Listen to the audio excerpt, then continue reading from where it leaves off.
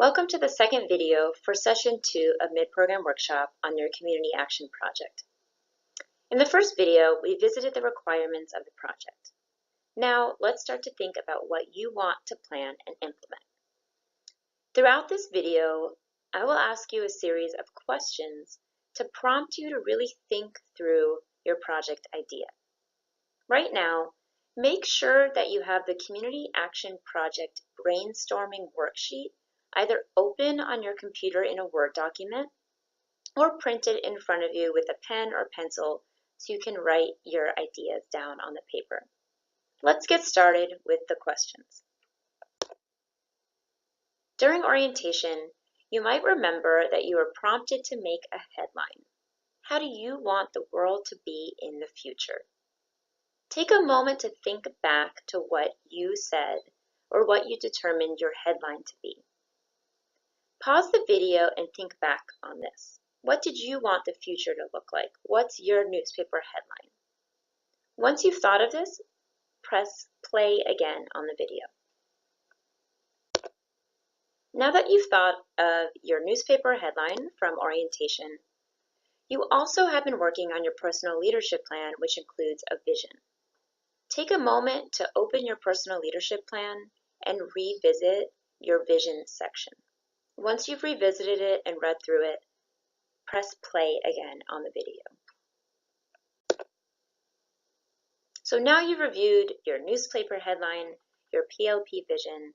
So let's think more about what actual work you are doing. Now I'll ask you to reflect on the goal of your work, both here in the US at your host organization and back home at the organization you work or volunteer for. What are you working towards? For example, is it to increase the number of registered voters, to decrease corruption, to increase health care for women? What's the big goal of your work here in the US and back at home? Think through this when you pause the video and then press play once you've thought through that.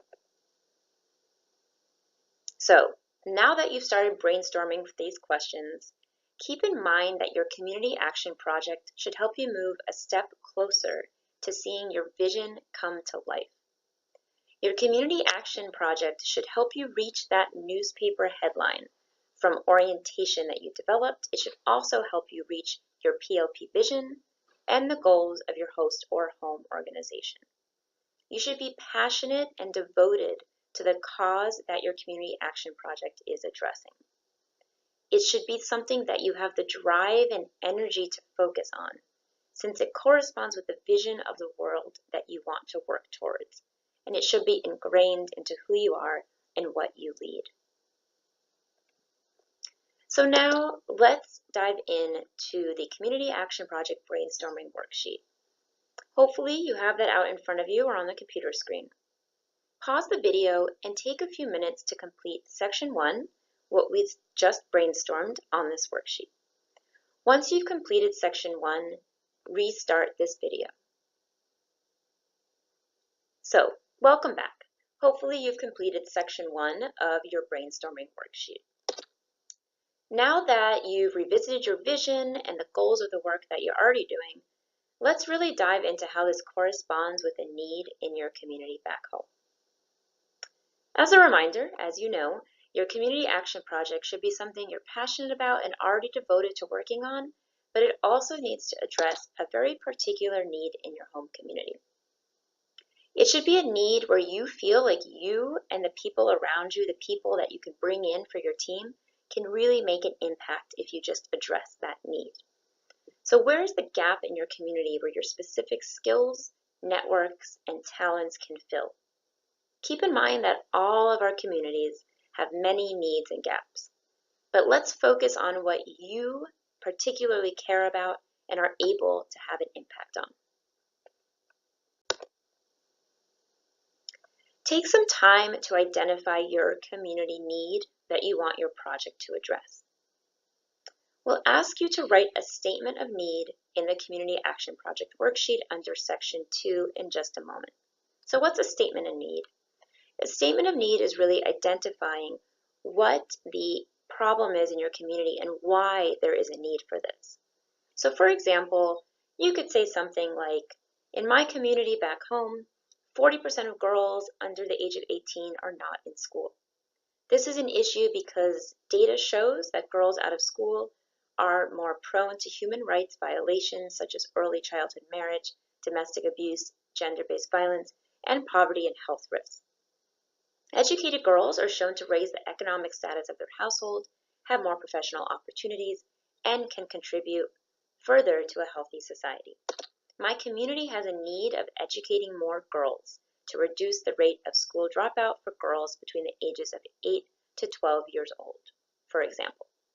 So that's just one example. Yours can be very different from this. So what this need statement does is express what your particular need is that you want to address in your community and why it's a need. So why is this happening in your community? So for right now, pause the video and complete section 2 of your brainstorming worksheet. Next, why does your community have that need? Like I just mentioned, we want to look at why does this need even exist in the first place? In order to really address a need, we need to understand the system that it exists within. Once we understand that system, then we can be most strategically effective in addressing that need. Identifying the system around our issue allows us to recognize the complexity, grow the skills within ourselves and our team to be able to work within that complexity and adapt to changing environments. Issues we care about exist because of larger structures that are in place or other forces that lead to the social, economic, and political challenges we face.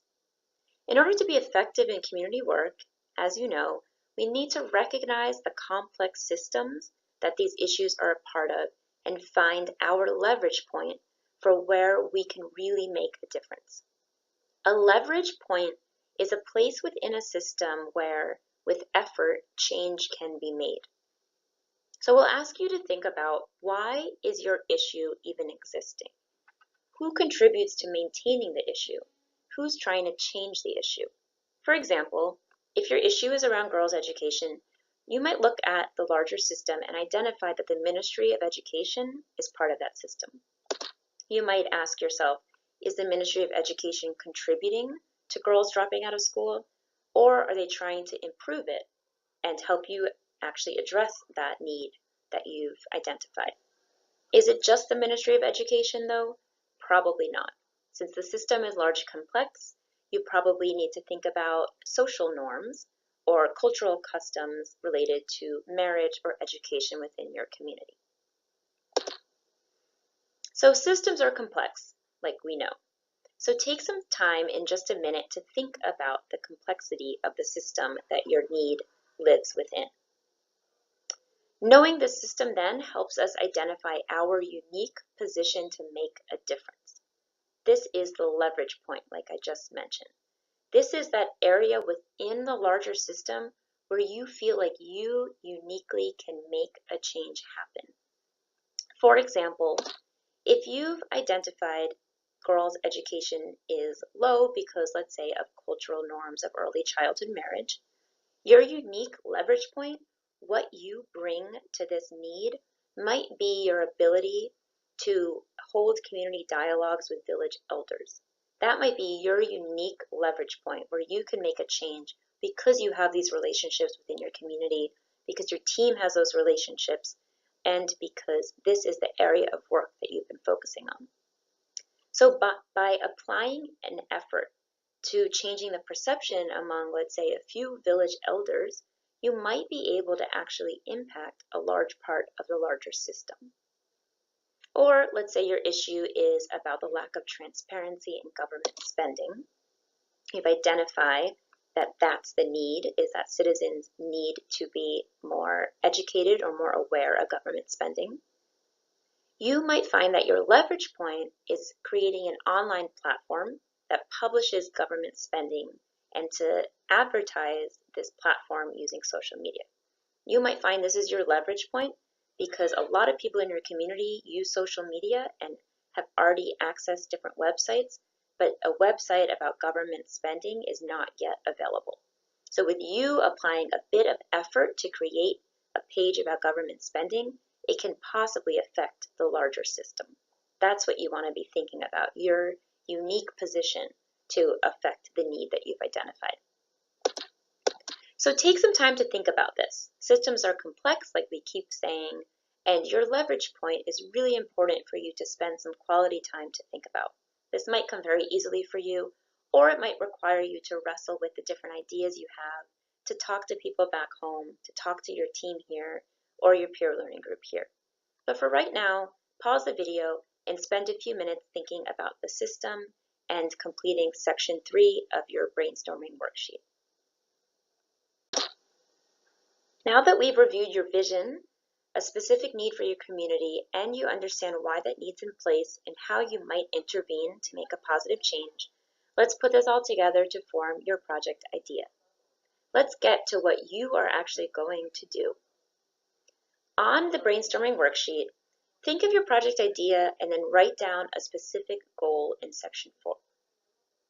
For example, if your big picture vision is to live in a society with no government corruption, you may plan a project that has the goal to increase citizens' awareness of government spending in your local municipality. Your approach to the project might be to create an online portal where you track government spending. You might choose this approach because your organization back home might already run an online portal that allows citizens to access legislation. You might know that this is already a very popular site for citizens in your local municipality. But what it's missing is a page that tracks government spending. So your project idea and the project goal is about educating the public about government spending, and the approach is to actually create an online portal that tracks government spending and to disseminate this through social media with internet users within your local community. And then think about why will your approach actually help you reach your goal.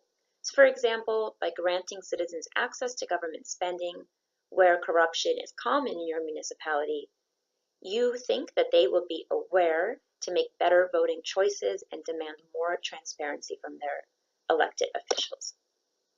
This is just one example of many, and your project might be similar or very different than this. So take some time to complete the Community Action Project worksheet, right now specifically section 4 of the worksheet. It's okay if this does take you some time. We recommend working through this worksheet with your host supervisor, your colleagues, your PAL group and discussion group, and with your home organization as well, so they can be part of you planning this project. This worksheet will help you complete the Community Action Project page on the CLI by October 15th. So next steps. We hope that this video and completing the Community Action Project brainstorming worksheet has helped you develop your Community Action Project idea. Being intentional with what you want to design and implement is important, and hearing from CSP alumni might help you do so. Next, you'll hear from CSP alumni who have successfully implemented their community action projects, and hopefully this will help provide you some insight and guidance as you move forward in planning your project. We hope you found this session useful to brainstorm your particular community need and how you can address it. Thank you.